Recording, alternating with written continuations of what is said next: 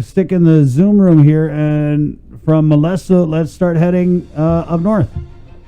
Up north. Round the bend, well, up north in the south. Let's start heading to the north of the south. So we've got Anthony Chargualaf, Anthony Paulino, or Tony Chargualaf, in the Zoom room. Welcome to the show. Good morning. Good morning, Sabrina and Jason. Okay, so this is the primary election is pretty much one and done. Whoever wins in the primary pretty much will be the next mayor in Arahan. So tell me why you decided to run and what makes you a better candidate than Mr. Manzanotnia. Before I do that, I'd like to take this opportunity, first of all, to acknowledge the past and present mayors. Some have passed away, the are still around. There's Mayor Franklin Tidegui and Mayor Jesse Perez, as well as Mayor Doris Law. And I want to thank all of them really for maintaining, building, and improving Inalan to what it is today. Undangklun na sa Dus Masi, undangklun na sa Ludo para Amzu, itori Tetsumizu. I also like to acknowledge the other candidate, Mr. Ken Mantanonia, who he's a childhood friend. Mm-hmm. We are now proud sons of the village of Inalahan. I also met with him. We also spoke and we made an understanding and an agreement that whoever prevails in this primary, we will come together, share the ideas, the thoughts, the agendas of our platforms, and try to adopt them and implement them and execute them ultimately for a better Inalahan. So let me share with you some of the things that, at least some of the agenda items within my platform. The first one being the roads. The roads in Inalan has been dilapidating for many, many years. So the span of the roadway from Surfside to Mauricio spans for about 8 miles.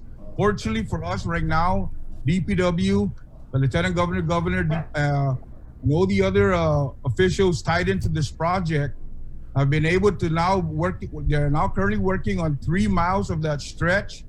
And we, the people of Inalan, are very thankful for that opportunity. I mean, we are very grateful. It really is causes wear and tear on the vehicles, and not just for the Inalan folks, but even for the visitors or family and friends that are, transiting through or are coming around to visit us. So we're very appreciative of that. Unfortunately, it doesn't appear like they're going through the whole 8-mile stretch. And with that said, there's still some hot spots within our village that needs to be addressed. And my plan is to kind of work with a road repair contractor and at least initially start off by doing a spot repairs to these considered hotspot areas. And then eventually over time, work with the governor, the speaker, the lieutenant governor, DPW, to come up with and identify fundings to resurface the whole stretch of road. The second thing I want to talk about within my platform is really something that I call the Skill Sets Academy. The Skill Sets Academy is literally nothing but more like a mirror of any apprenticeship program. And the whole idea, the whole concept behind that really is a lot of our kids upon graduation, for some of those kids, they're going to venture off into college or university somewhere, either locally or off island. The question now becomes is what happens to the other kids who choose to enter into the workforce? And with the Skill Sets Academy that I'm trying to put together is I wanted individuals or students for that matter between middle school and high school to be able to be given an opportunity to learn a trade, whether it be plumbing, electrical, air conditioning, small engine repairs, things of that nature. And the idea behind it is this: I wanted our kids to be able to, upon graduation, be readily employable by having these type of skill sets. Also having them readily armed with these skill sets, they're not only going to be employable immediately, but they can actually use that same skill sets to help, within their family. So making the assumption that one of the family members need an air condition air condition mechanic, I think, by having them employed or armed with the skills, they're able to go out there and help family members aside from just being readily employed.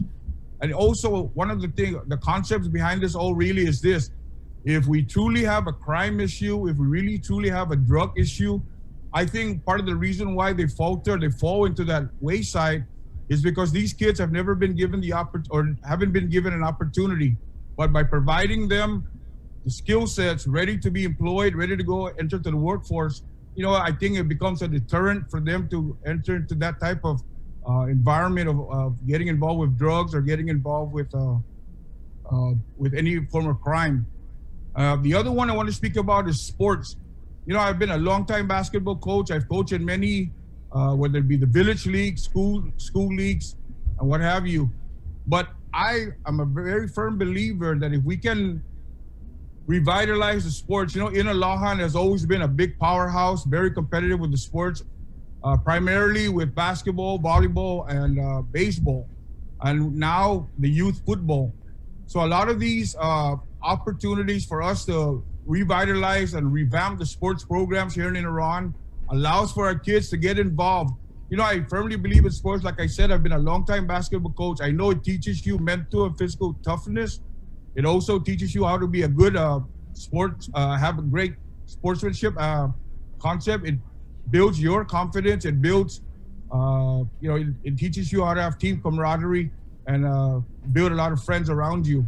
Again, all of that is why I'm a firm believer that sports is good. Again, it's going back to the root of the problem is that if our kids today are engaging in drugs or engaging in any crimes, whether it be simple as, a petty theft to literally breaking into a home and what have you. I mean, these again are deterrents to combat any of those issues that's arising within our community. Ilan in itself really is a very familial community, but really because they get involved with drugs or what have you, that's what's going to continue happening here if we don't put a stop to it now. Ton, what about, I was hearing something about the cleaning up of the parks and other kind of like landmark areas in Iran, Malolo. What can you tell us about that? Okay, so for the most part, I retired in 2018. But before that, ever since 2017 or about 4 years now, I started off a venture, and the whole idea behind the concept was this. I wanted to make people of Ilan, especially those that don't have any opportunities, to become very employable.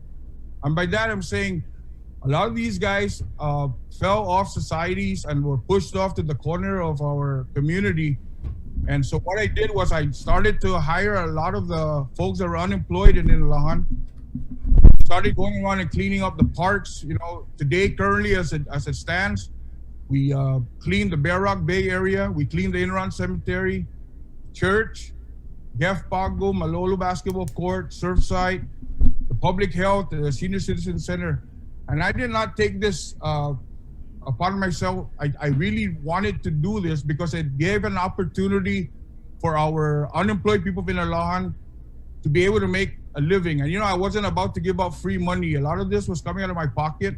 But I wanted them to earn it. I wanted them to know that there is value in them.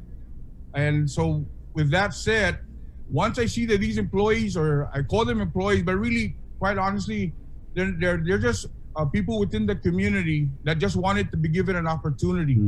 And so with what I did with that particular program, I hired them. We did a lot of work. We went around and helped not just the parks or landmarks within our community, but we actually went out and helped, whether it be a funeral, whether it be just a simple cleanup, what have you. But Ton, are you're just doing this on your own? It's not like a contract or anything?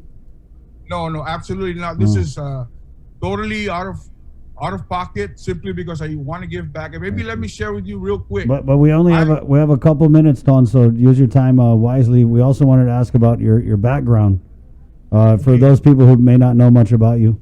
And then you can just go right into your closing. Okay. Well, I retired from the utilities, Guam Moderates in particular. I spent the better part of my career there being in the administrative part. I mean, I've been the assistant general manager there, the manager of operations, superintendent, what have you. So I have a lot of government service. More importantly, I understand how government works. I know that it's a network that we need to build upon in order to be able to access the resources and any kind of additional funding that's going to be needed to come into Ilan to make the improvements here. If I'm going to close now, I'd like to say this. I'm asking in Alahan to please allow for me the opportunity to serve you even more. I know the only thing withholding me back to do what I really truly want to do for Inalahan is really the mayoral title comes with a level of authority. I know I've tried to do many things, and I've gone to government entities, and every time I get there, of course, the response I get back is, unless you're the mayor, I'm sorry, we're not going to be able to kind of work with you at the moment. So really, that's the only thing holding me back, and I'm asking and I'm pleading to the people of Inalahan, allow me the opportunity. I ask for your confidence. I ask for your help. I ask for your support. But more importantly, I ask for your vote. The vote is what we need to get me in there to do the job. And, I know that we can help build a better community. I know we can. Together we will, because together we can. And in my last, let me just say that in Chamorro for a little bit.